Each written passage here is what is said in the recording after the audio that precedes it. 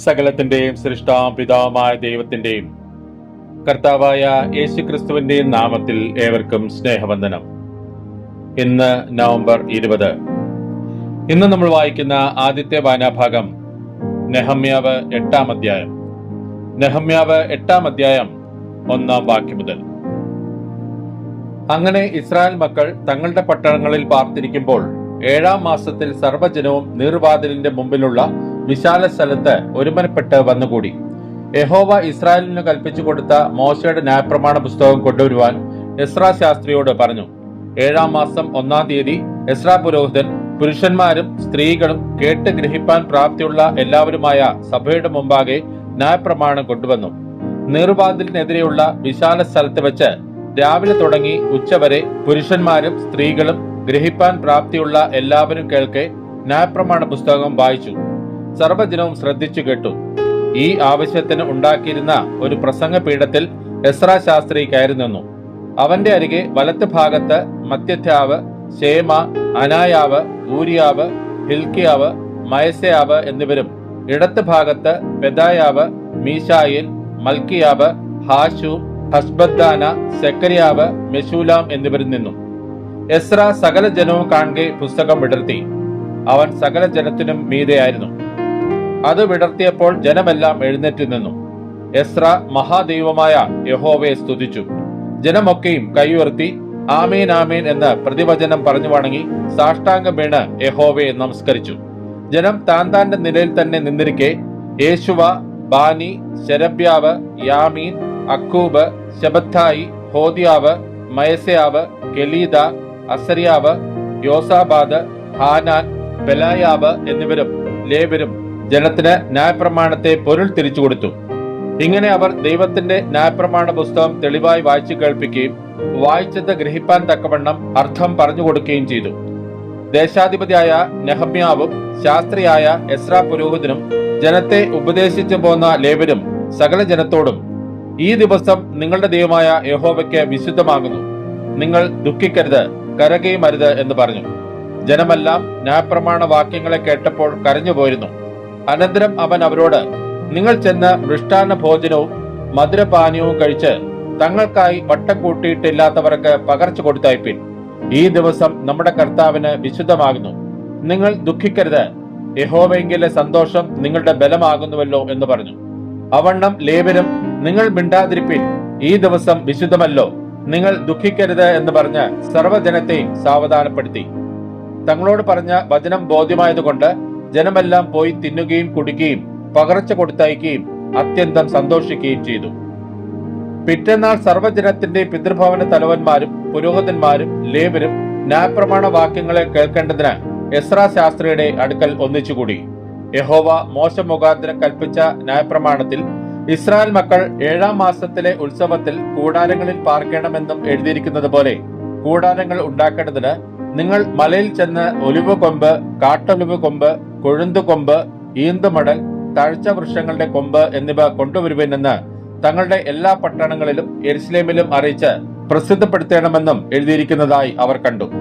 അങ്ങനെ ജനം ചെന്ന് ഓരോരുത്തൻ താന്താന്റെ വീട്ടിന്റെ മുകളിലും മുറ്റത്തും ദൈവാലയത്തിന്റെ പ്രാകാരങ്ങളിലും നീർവാതിൽക്കലെ വിശാല സ്ഥലത്തും എഫ്രൈം വാതിൽക്കലെ വിശാല സ്ഥലത്തും കൂടാരങ്ങൾ ഉണ്ടാക്കി. പ്രവാസത്തിൽ നിന്നും മടങ്ങി വന്നവരുടെ സർവ്വസഭയും കൂടാരങ്ങൾ ഉണ്ടാക്കി കൂടാരങ്ങളിൽ പാർത്തു. നൂന്റെ മകനായ യോശുവയുടെ കാലം മുതൽ അന്ന് വരെ ഇസ്രായേൽ മക്കൾ അങ്ങനെ ചെയ്യാതിരുന്നത് കൊണ്ട് അന്ന് ഏറ്റവും വലിയ സന്തോഷമുണ്ടായി. ആദ്യ ദിവസം മുതൽ അവസാന ദിവസം വരെ അവൻ ദിവസേന ദൈവത്തിന്റെ ന്യായപ്രമാണ പുസ്തകം വായിച്ചു കേൾപ്പിച്ചു.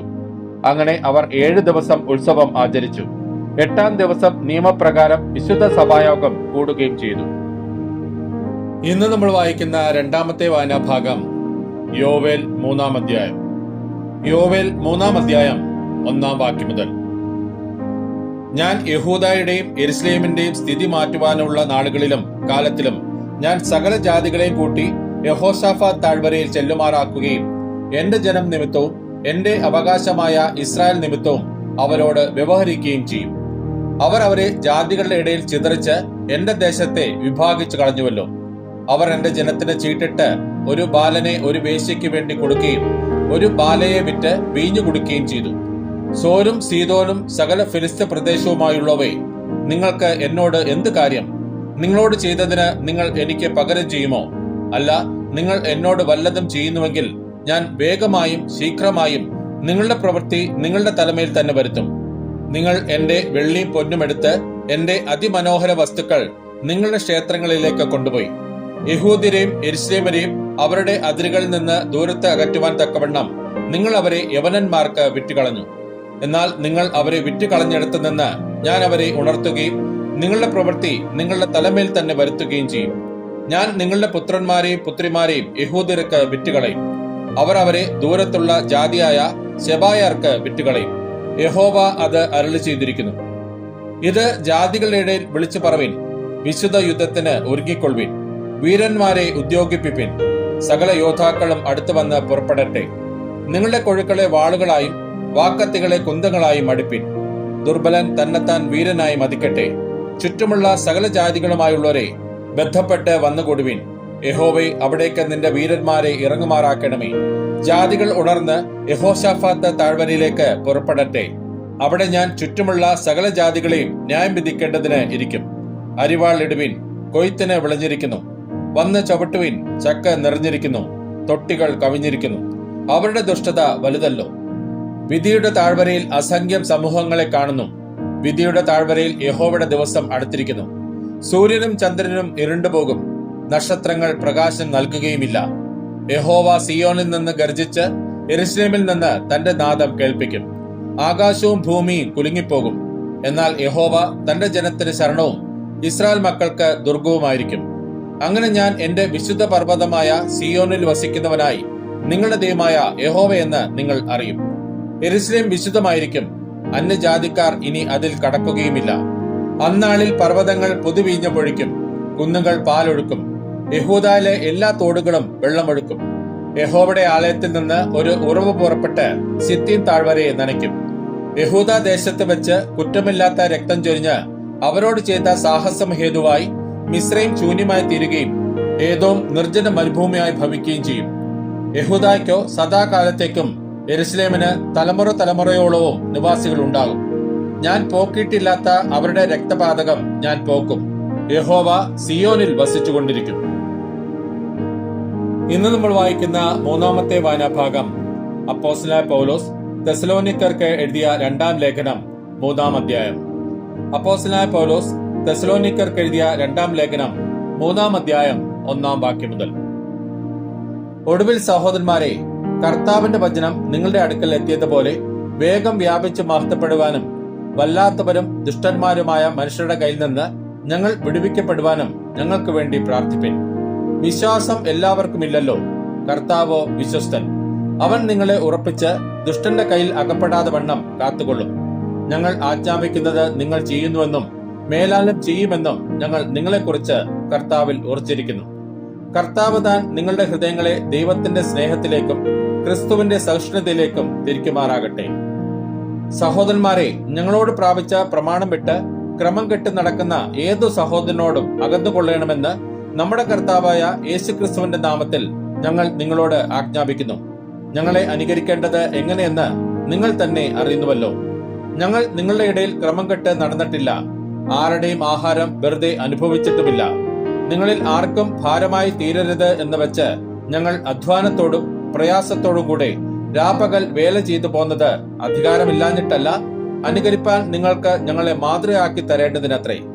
വേല ചെയ്യുവാൻ മനസ്സില്ലാത്തവൻ തിന്നുകയും അരുത് എന്ന് ഞങ്ങൾ നിങ്ങളോടുകൂടെ ഇരിക്കുമ്പോൾ തന്നെ ആജ്ഞാപിച്ചിട്ടുണ്ടല്ലോ. നിങ്ങളിൽ ചിലർ ഒട്ടും വേല ചെയ്യാതെ പരകാര്യം നോക്കി ക്രമം കെട്ട് നടക്കുന്നുവെന്ന് കേൾക്കുന്നു. ഇങ്ങനെയുള്ളവരോട് സാവധാനത്തോടെ വേല ചെയ്ത് അഹോവൃത്തി കഴിക്കണമെന്ന് കർത്താവായ യേശുക്രിസ്തുവിൽ ഞങ്ങൾ ആജ്ഞാപിച്ച് പ്രബോധിപ്പിക്കുന്നു. നിങ്ങളോ സഹോദരന്മാരെ, നന്മ ചെയ്യുന്നതിൽ തളർന്നു പോകരുത്. ഈ ലേഖനത്തിലുള്ള ഞങ്ങളുടെ വാക്ക് അനുസരിക്കാത്തവൻ നാണിക്കേണ്ടതിന് അവനോടുള്ള സംസർഗം വിട്ട് അവനെ വേർതിരിപ്പിൻ. എങ്കിലും ശത്രു എന്ന് വിചാരിക്കാതെ സഹോദരൻ എന്ന് വെച്ച് അവനെ ബുദ്ധി ഉപദേശിക്കത്രേ വേണ്ടത്. സമാധാനത്തിന്റെ കർത്താവായവൻ താൻ നിങ്ങൾക്ക് എല്ലായ്പ്പോഴും സകല വിധത്തിലും സമാധാനം നൽകുമാറാകട്ടെ. കർത്താവ് നിങ്ങൾ എല്ലാവരോടും കൂടെ ഇരിക്കുമാറാകട്ടെ. പൗലോസായ എന്റെ കൈയാൽ വന്ദനം. സകല ലേഖനത്തിലും ഇത് തന്നെ അടയാളം. ഇങ്ങനെ ഞാൻ എഴുതുന്നു: നമ്മുടെ കർത്താവായ യേശുക്രിസ്തുവിന്റെ കൃപ നിങ്ങൾ എല്ലാവരോടും കൂടെ ഇരിക്കുമാറാകട്ടെ. ഇന്ന് നമ്മൾ വായിച്ചു കേട്ട ഈ വേദഭാഗങ്ങളാൽ പിതാവായ ദൈവത്തിങ്കിൽ നിന്നും കർത്താവായ ക്രിസ്തുയേശുവിൽ നിന്നും ഏവർക്കും കൃപയും കനിവും സമാധാനവും ഉണ്ടാകട്ടെ. ആമേൻ.